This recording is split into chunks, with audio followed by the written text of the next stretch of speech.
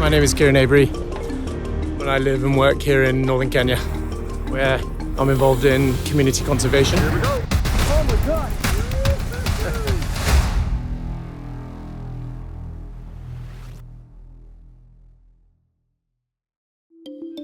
Northern Kenya is a critical landscape for the people, the livestock and the wildlife that live there. So this is where I wake up. This is home. Quite a lot of resident wildlife. And this chap is near the house.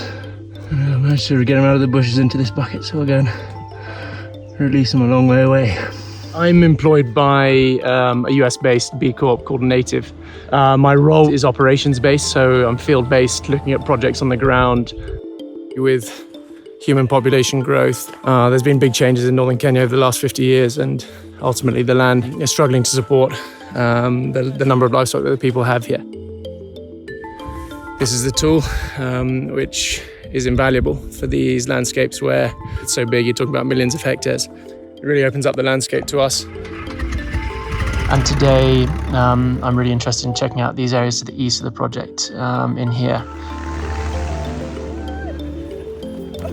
The aim is to work with communities who are all pastoral communities to look at their livestock management so that they can utilise the rangelands in the most efficient way, and in doing so grow more grass, because it is a severely degraded landscape. It brings these communities together who normally fight each other, and in effect brings back that sort of nomadic pastoralism that has always worked and kept these places as unique and wild as they always are. I'm a vet by training, so I'm privileged enough to be called in every now and then to help out with the occasional wildlife translocation or rescue. Elephants getting stuck in mud is actually quite a common occurrence in these dry areas, just because of that draw to sort of depleting water sources after the rains. The people give us a ring in the morning to say, there's elephants stuck in this mud and there's no way they're going to get out themselves. The dead weight of an elephant is remarkable, and when they're stuck in that mud, it just makes it even more challenging. We had to call in a four-wheel drive tractor from a neighbouring ranch who generously donated that.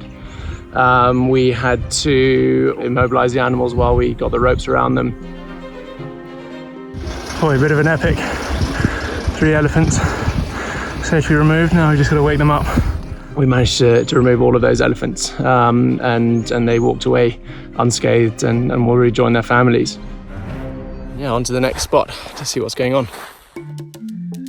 So the giraffe relocation that we undertook was an absolute mission. We had to move a handful of Rothschild giraffe who were stranded on an island within a lake in the Rift Valley. Because of the rising lake levels had, as I say, become stranded on this land, and it was shrinking and there wasn't enough food for them. Moving giraffe across water is about as risky as it comes. What we had to do was to build a barge which could take the weight of a giraffe and obviously be stable enough with the height of a giraffe. Fingers crossed he'll remain relaxed, and then he'll be in his new home. Exciting times. This project, along with RUCO, the Community Conservancy, is really exciting because it's effectively reintroducing Rothschild giraffe back to their native range. Yeah, we were just thankful that it was ultimately a success. I feel so privileged to be working in this space.